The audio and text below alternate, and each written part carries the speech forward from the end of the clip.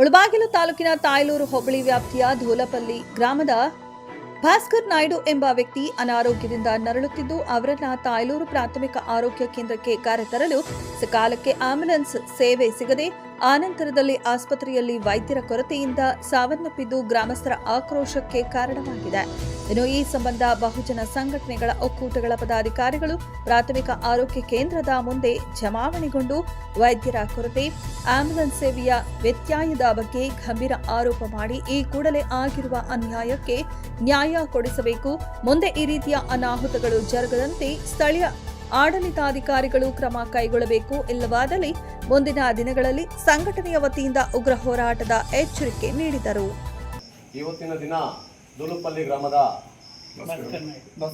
ಭಾಸ್ಕರ್ ನಾಯ್ಡು ಅನ್ನೋ ಒಬ್ಬ ವ್ಯಕ್ತಿ ಇಲ್ಲಿ ಸರಿಯಾದ ಸಮಯಕ್ಕೆ ಒಂದು ವೈದ್ಯರಿಲ್ದಿರ ಹಾಗೂ ಏನು ಆಂಬುಲೆನ್ಸ್ ಒಂದು ವ್ಯವಸ್ಥೆ ಇಲ್ದಿರ ಈ ದಿನ ಮೃತಪಟ್ಟಿರ್ತಾರೆ. ಆ ಒಂದು ವಿಚಾರವಾಗಿ ಒಂದು ಹೇಳಿಕೆಯನ್ನು ಕೊಡ್ತಾ ಇದ್ದೀವಿ. ಬಹುಜನ ಸಂಘಟನೆಗಳ ಒಕ್ಕೂಟದಿಂದ ನಮ್ಮ ಸಂಸ್ಥಾಪಕ ರಾಜ್ಯಾಧ್ಯಕ್ಷರು ವಿಜಯಣ್ಣರವರು ಕೂಡ ಈ ಸಂದರ್ಭದಲ್ಲಿ ಸ್ಥಳದಲ್ಲಿ ಇದ್ದಾರೆ. ನಾವು ಏನು ಸರ್ಕಾರದ ಗಮನಕ್ಕೆ, ಜನಪ್ರತಿನಿಧಿಗಳ ಗಮನಕ್ಕೆ ಹಾಗೂ ಏನು ಮುಳಬಾಗಿಲು ತಾಲೂಕಿನ THO ತಾಲೂಕು ವೈದ್ಯಾಧಿಕಾರಿಗಳ ಗಮನಕ್ಕೆ ಒಂದು ವಿಚಾರವನ್ನು ಮುಟ್ಟಿಸ್ತಾ ಇದ್ದೀವಿ. ಇಲ್ಲಿ ಏನಪ್ಪ ಎಲ್ಲ ನಮ್ಮ ಸಾರ್ವಜನಿಕರು ಹೇಳೋ ರೀತಿ ಇಲ್ಲಿ ವೈದ್ಯರು ಕೇವಲ ಒಬ್ಬರಿದ್ದಾರೆ. ಯಾವುದೇ ಒಂದು ತುರ್ತು ಪರಿಸ್ಥಿತಿಯಲ್ಲಿ ಅವರ ಒಂದು ಸೇವೆ ಇಲ್ಲಿ ಅಲಭ್ಯ ಅಂತಂದ್ಬಿಟ್ಟು ಹೇಳ್ತಾ ಇದ್ದಾರೆ. ಈಗ ನೋಡಿ, ಈ ಸಮಯದಲ್ಲಿ ಡಾಕ್ಟರ್ ಇರಲ್ಲ, ಕೇವಲ ಒಬ್ಬ ನರ್ಸ್ ಮಾತ್ರ ಇರ್ತಾರೆ. ಹಂಗಾಮಿಗೆ ಏನಾದರೂ ಹೆಚ್ಚು ಕಮ್ಮಿ ಆದಾಗ ಯಾವ ರೀತಿ ಅಂತಂದ್ಬಿಟ್ಟು ಇಲ್ಲಿ ಹಲವಾರು ಜನ ಒಂದು ಪ್ರಶ್ನೆ ಮಾಡ್ತಾ ಇದ್ದಾರೆ. ಹಾಗಾಗಿ ನಾವು ತಾಲೂಕು ಏನು THO ಪ್ರಾಥಮಿಕ ಒಂದು THOಗಳಲ್ಲೇ ಒಂದು ಗಮನಕ್ಕೆ ತರ್ತಾ ಇರೋದು, ಇಲ್ಲಿ ಮತ್ತೊಬ್ಬ ವೈದ್ಯರನ್ನು ಏನು ರಾತ್ರಿ ಪಾಳ್ಯದಲ್ಲಿ ಇನ್ನೊಬ್ಬ ವೈದ್ಯರನ್ನು ಕೂಡ ನೀವು ನೇಮಕ ಮಾಡೋ ಒಂದು ವಿಚಾರವನ್ನು ಗಮನದಲ್ಲಿಟ್ಕೊಂಡು ಇಲ್ಲಿನ ಒಂದು ಸಾರ್ವಜನಿಕರಿಗೆ ಅನುಕೂಲ ಮಾಡಬೇಕು. ಹಾಗೆಯೇ ಕೆಲವೊಂದು ಏನು ಈಗ ಇವರು ಹೇಳಿದ್ದಾರೆ, ಒಂದು ನಮ್ಮ 108 ಒಬ್ಬ ಡ್ರೈವರ್ ಆಗಿರ್ಬೋದು, ಅಲ್ಲಿ ಕೆಲಸ ಮಾಡೋ ಅಂಥ ಒಂದು EMT ನರ್ಸ್ ಆಗಿರ್ಬೋದು, ಅವ್ರಿಗೆ ಕೇವಲ ಒಂದು 8 ಶಿಫ್ಟ್ ಮಾತ್ರ ಕೊಟ್ಟಿದ್ದಾರೆ, 8 ಅವರ್ಸು. ಇನ್ನೊಂದು 8 ಅವರ್ಸು ನಾವು ಡೌನ್ ಮಾಡ್ತೀವಿ ಗಾಡಿಯನ್ನು. ಆ ಒಂದು ಸಂದರ್ಭದಲ್ಲಿ ಯಾರೇ ಒಂದು ಕರೆ ಮಾಡಿದ್ರು ಕೂಡ, ಏನು ಚಿಕಿತ್ಸೆಗಾಗಿ ಕರೆ ಮಾಡಿದ್ರು ಕೂಡ ಒಂದು 108 ಇಲ್ಲಿ ಲಭ್ಯ ಇರೋದಿಲ್ಲ ಅನ್ನೋ ಒಂದು ವಿಚಾರ ಹೇಳಿರ್ತಾರೆ.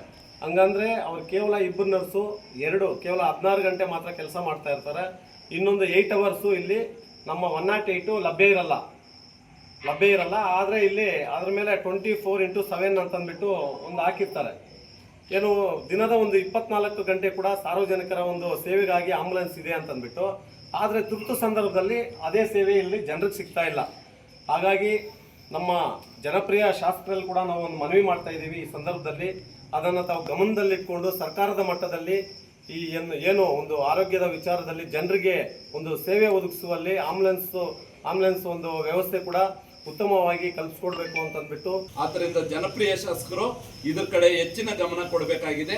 ಹಂಗಾಗಿ ಇವತ್ತು ಆ ಜೀವದ ಜೊತೆ ಆಡಿರ್ತಕ್ಕಂಥ ಆಡಿರ್ತಕ್ಕಂಥ ಅಧಿಕಾರಿ ವರ್ಗ ಏನಿದೆ, ಆ ಅಧಿಕಾರಿ ವರ್ಗಕ್ಕೆ ತಾವು ಮುಂದಿನ ಸಭೆಯಲ್ಲಿ ಸರಿಯಾದ ರೀತಿಯಲ್ಲಿ ಸೂಕ್ತ ನಿರ್ದೇಶನವನ್ನ ನೀಡಬೇಕು.